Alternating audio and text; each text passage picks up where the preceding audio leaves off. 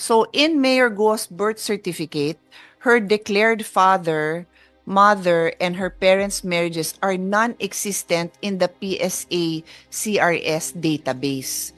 So parang naimbento yung existence ng parents niya dun sa birth certificate niya. Furthermore, in Mayor Guo's birth certificate, her father's declared citizenship is Filipino when in fact it has already been admitted by Mayor Alice and that her father is Chinese with a Chinese passport. Okay.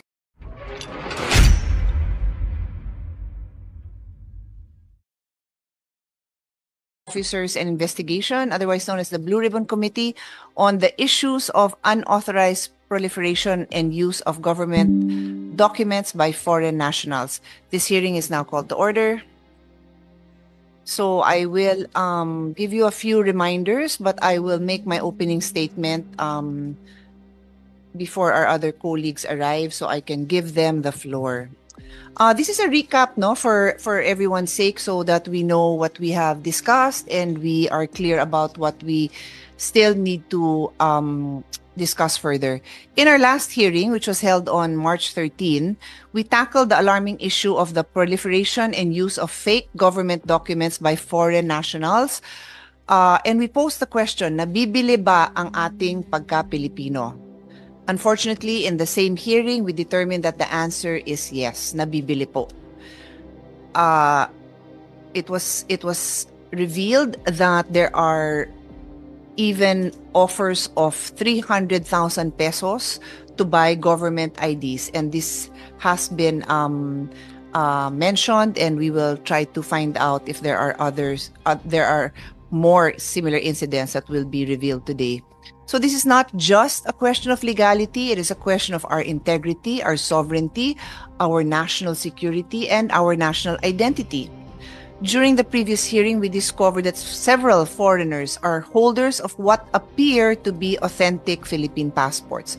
These passports were duly issued by the Department of Foreign Affairs after relying and confirming that the Philippine birth certificate submitted are authentic on its face. So madaling salita, ang ginawa ng DFA, binase nila ang kanilang pag-issue ng passport doon sa birth certificate na na-recognize po nila na authentic naman, on its face, authentic siya. And that's why one of the issues we have to discuss is what do you consider fake and what do you not consider fake? Because during that hearing, DFA would insist that this is not fake because authentic yung document. Pero yung laman niya, hindi totoo. So to a layman's point of view, di fake kasi nga hindi totoo yung nakasulat doon. But in terms of the preparation of the document, the actual, the physical document, ito daw yung papel na ginagamit na authentic, totoo daw yung papel. Pero nakasulat, hindi naman totoo. So I think we need to be clear with the use of our terms para hindi nakakalito sa mga tao. Yeah, what I meant was yung papel niya, yung may mga security checks yan, totoo daw yon, valid yung pasado yung mga security check, no? So in the words of DFA, authentic yon. Pero yung laman niya apparently hindi authentic dahil yung laman ng birth certificate hindi authentic. So anyway, I will allow DFA to further explain, but I really urge that we would have clearer use of terms kasi kung fake or not fake lang, nakakalito lang sa tao. I will use as an example, and do you wanna show the slide? Are you ready? Okay. So I will use as an example the birth certificate of Bamban Tarlac Mayor Alice Leal Guo. It was printed, so let's wait for it so you can see it.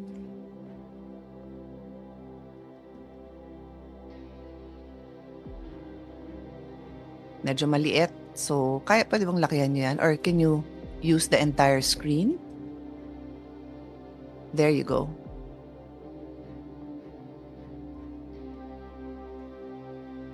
Okay, so I will explain, no?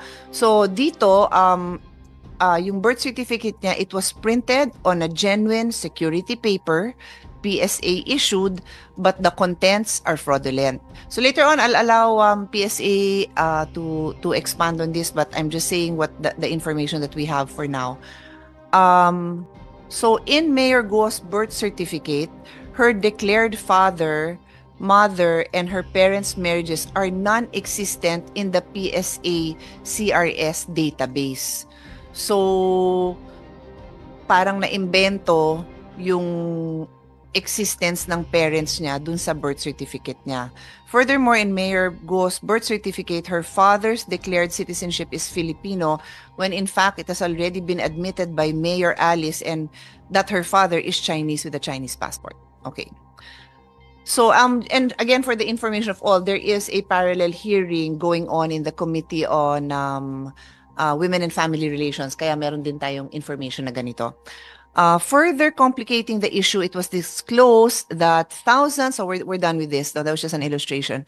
Further complicating the issue, it was disclosed that thousands of security papers provided to some local offices of the PSA were lost or stolen. So yan ho ay na-establish na nung last hearing. Sa Cagayan de Oro, 3,450 pieces of security paper. Sa Cavite, 2,000 pieces of security paper. As of March 21, 2024, the top local civil registers with the most number of spurious birth certificates are Manila, Caloocan, Quezon City, Pasay City, and Pasig, as submitted by the PSA. PSA data po to, hindi ko po to iniimbento. Please note that during the last hearing, the initial areas reported with the most number of spurious birth certificates acquired via late registration were Pasig City, Davao del Sur, Manila, and Quezon City. But nagsubmit ang PSA nung mas kompletong report nila, and that is what came out. Do you have this? Can we just flash this? You have it? I will flash on the screen now the 2022 data on late birth registration submitted to the committee. Ayan siya. So number 1 is Ampatuan in the province of Maguindanao, Sharif Aguac, Maguindanao, Baloy, Lanao del Norte, City of Pasig, Talayan, Datu Odin Sinsuat, Maguindanao, Indanan, Sulu, City of Marawi, Lanao del Sur, Bongao, Tawi-Tawi, Santa Cruz, Davao del Sur. So, this is just a commentary from the chair. It makes you wonder na hindi ba talaga nakapag-register? Bakit laganap sa mga lugar na ito ang late registration? For the record, this representation was in the first year or two of being a senator. So this is 2004-2005. I was asked to be the champion to ensure that every child has a birth certificate. So that includes late registration. Pero ito, yung mga bata pa rin. Yung mga tipong pag grade 1, dun malalaman na, ay, walang birth certificate ang bata, o di kaya baka high school. Pero hindi naman yung matatanda at may edad na medyo iba, and I think it's very easy to track the differences. So this chair expresses shock as to how in the world would and predominantly Mindanao have just so many late registrations unless napabayaan talaga dyan ang pagre-register lang ng mga bata. Pero I would imagine if that is the case, then many other small towns in the Visayas would also have similar issues. Possibly even in Luzon, yung mga malalayong lugar sa mga bundok, sa mga island. So bakit dito? And we invited NBI, no? Yeah, so we will look into all of this. I don't have the answer. These are just the facts that are presented to us. This issue is very concerning as it highlights the vulnerability of our civil registration system. A birth certificate is not just a document. Ito ang nagsisilbing patunay na ating pagka-Pilipino at ang pinagmumulan ng mga karapatan kabilang nito. So, let's also emphasize that the birth certificate is really one of the main proofs of identification when applying for other government IDs, for school, for employment, tax IDs, marriage license, even certificates of candidacy, voters registration, and so much more. So nanganganak yung problema kung yung birth certificate natin hindi secure. The proliferation of fraudulent birth certificate compromises the credibility of many government issued documents and important application processes in the country.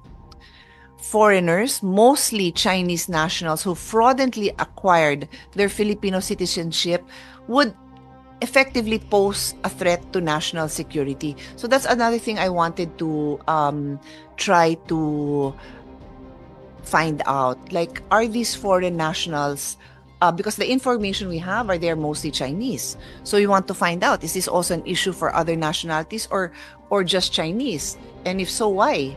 What's going on? What are the repercussions sa atin na kung ganun talaga ang nangyayari?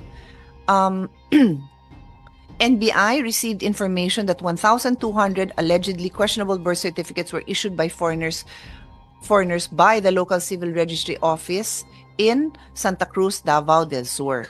These falsified records have allowed foreigners to purchase real estate, operate businesses, and open bank accounts in the Philippines. Worse, some of these aliens may be using their fraudulent Filipino citizenships to engage in criminal activities such as the illegal operations of POGO.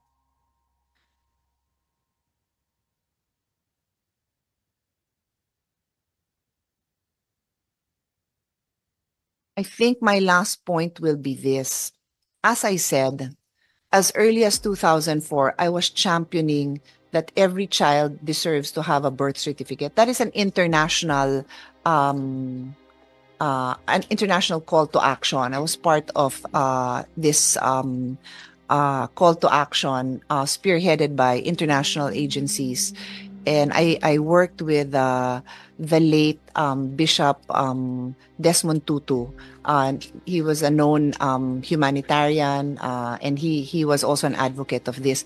But remember, the big difference is ito yung mga bata na kailangan nila ng identity and a recognition by the country where they're born that they are citizens. Hindi naman ito yung matatanda na years later na walang rightful claim to citizenship tapos pumupunta ngayon sa malalayong probinsya tapos pupunta sa mga maliliit at malalayong lugar tapos kukuha doon ng fake na birth certificate. So there is clearly a problem when your own Filipino children have difficulty, cannot even pay, cannot find a way to get their birth certificate, and then these foreign nationals can pay to get a birth certificate that is not rightfully theirs. That is our problem. So our intention is to look at the process and to hold accountable those who have exploited our system and establish a policy that ensures our regulations are neither excessively stringent, that they would prejudice our own Filipino citizens, but not too lenient that they allow foreigners to abuse it. Ang kailangan natin paniguraduhan ay ang pagka-Pilipino. Our Philippine identity is not something that can be bought and sold. All right, so that is my statement. So we know that what has been established. If I said anything that any of the resource persons want to add to, want to correct, feel free. I'll call on you later. Just a few administrative matters. We are holding this hearing throughout the lunch hour. So you will be served lunch and please feel free to eat. Hindi ho bawal sa akin kumain, uminom. Pwede rin ho kayo tumayo at gumamit ng restroom. Pwede rin ho kayong tumayo at mag-unat ng buto. As long as you're not the one speaking, if you're speaking, then I request that you sit down and use the mic. But otherwise, please feel free to stand up because the new smoking is inactivity and sitting. So I encourage you actually, because this will be a 3-hour hearing, more or less, maybe 2.5 hours. Okay. And then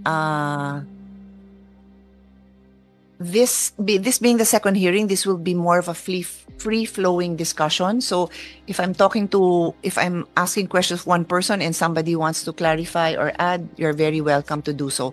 If you will read a statement, please wag niyo akong basahan word for word nung inyong mga statement. Submit it and then you can give me a summary and emphasize what you want the committee to focus on in your submission.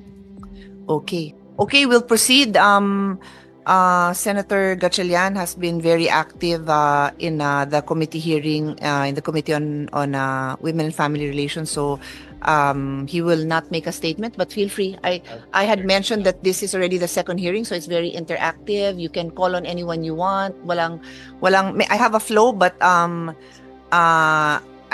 more than happy for it to be disrupted if you have clarificatory questions. Okay, so I will call on NBI first. Director Jonathan Balite.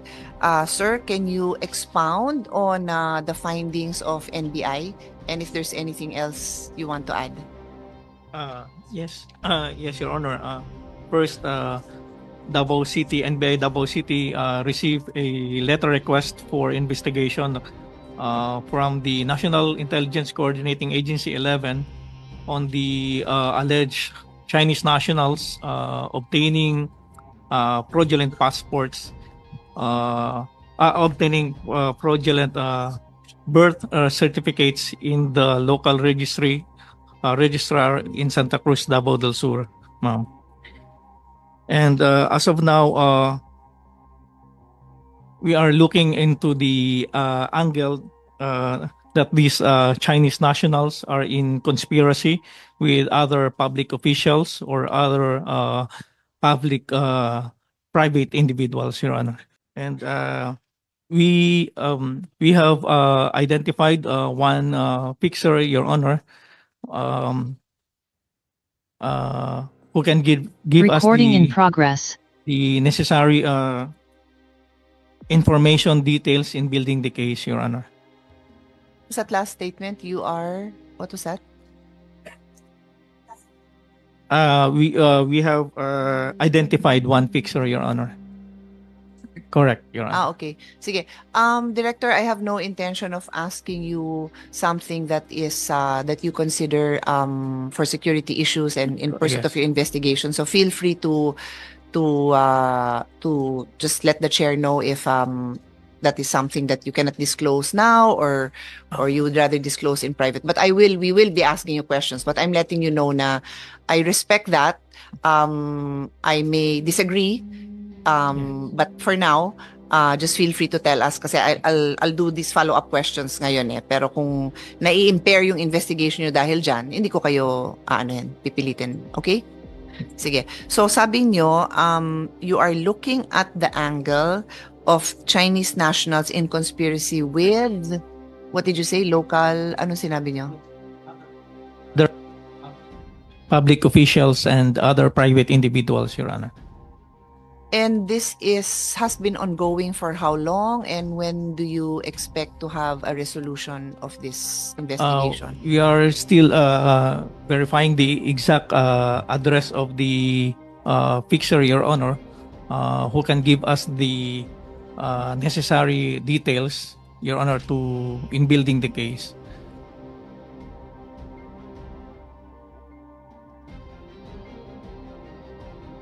Itong particular na, is this one case involving one area?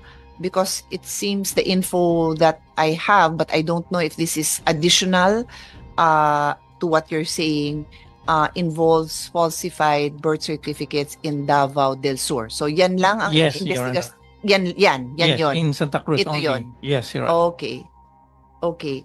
But how about in other areas? Like na-mention nga na yung sa PSA na may mga top 10 areas na narinig din naman ho yung ano ko, no? Yes, Your Honor. Oo.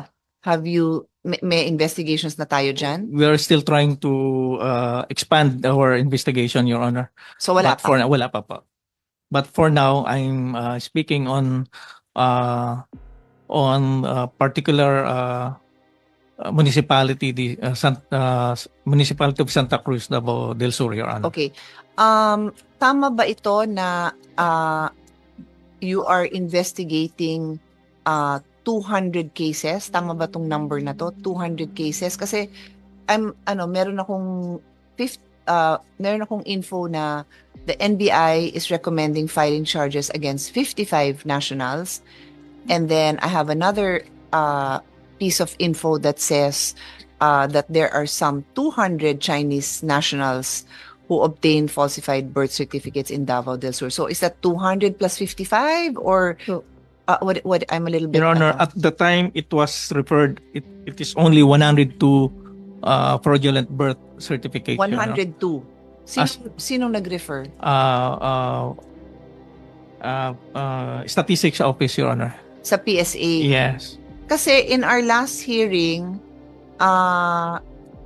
Deputy Director Astrero mentioned that the NBI is recommending filing charges against 55. So is this 55 of the 102? And then we also have a report of 200. Where did that? Kasi yung 200 from an article ko. Parang they found that 200 and then they investigated Okay. the is 1,000. Is 1,002. So yung 200 naman na yan is news article, and then upon further investigation of supposedly of NBI, yung 200 will result in further investigating 1,200. Do you need to clarify with your team kung ano para hindi tayo pabalik-balik? Yes, I Do you will. want to confer with your team? Yes, Your Is Honor. that something you can do now while I ask others so that I don't have to call another hearing for this? Yes, Can you Your Honor. talk to Deputy Director Astrero? Deputy mo to o ano ba? Kasi kayo ay regional director. Ano ba tong si Deputy Director Mr. Astrero? Kilala niyo siya? Yes, Your Honor. Can you confer with him? In a while, yeah. Is he here?